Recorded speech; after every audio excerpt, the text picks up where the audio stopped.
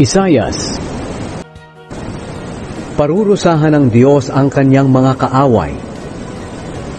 Ika-34 na kabanata.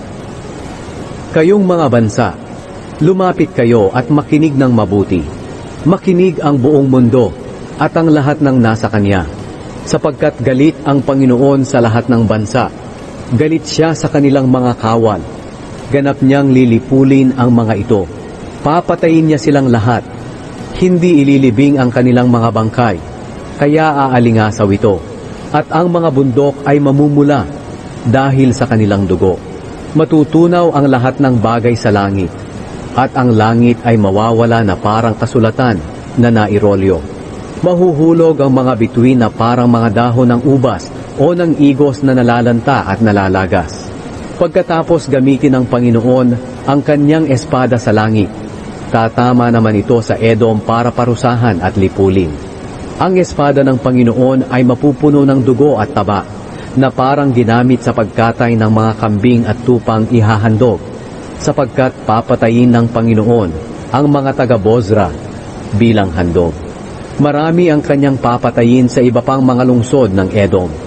Papatayin din na parang mga toro ang kanilang mga makapangyarihang mamamayan. Ang kanilang lupain ay mapupuno ng dugo at taba, sapagkat ang Panginoon ay may itinakdang araw upang maghiganti sa kanyang mga kaaway para tulungan ang Zion. Ang mga sapa at ang lupa sa Edom ay masisira. Ang buong bansa ay masusunog at hindi na mapapakinabangan. At hindi ito mapapatay, araw at gabi. Ang usok nito ay papailan lang magpakailanman. Wala nang titira o dadaan man lang sa Edom kahit kailan. Magiging tirahan ito ng mga kwago at mga uwak. Nasa plano na ng Panginoon na ipadana sa lupaing ito ang kaguluhan at kapahamakan.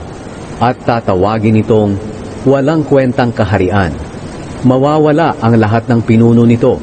Tutubo ang matitinik na mga halaman sa mga napapadirang lungsod at matitibay na bahagi nito. Maninirahan doon ang mga kwago at mga asong gubat. Magsasama-sama roon ang mga asong gubat kasama ng iba pang hayop sa gubat. Tatawagin ang mga maiilap na kambing ang mga kasamahan nila roon. At ang mga malignong lumalabas kapag gabi ay pupunta roon para magpahinga. Ang mga kwago ay magpupugad doon, mangingitlog, mamimisa, at iingatan nila ang kanilang mga inakay sa ilalim ng kanilang mga pakpak. Ang mga uwak ay pares-pares na magtitipon roon. Tingnan ninyo ang aklat ng Panginoon at basahin. Wala ni isa man sa mga sinabi ko ang hindi matutupad. Walang mawawala ni isa man sa mga hayop na iyon. At wala ni isa man sa mga ito ang walang kapares. Sapagkat iyan ang ipinasya ng Panginoon, at siya mismo ang magtitipon sa kanila. Siya ang magbibigay sa mga hayop ng lupa na kanilang titirhan. Mapapasa kanila ito magpakailanman, at doon sila titira magpakailanman.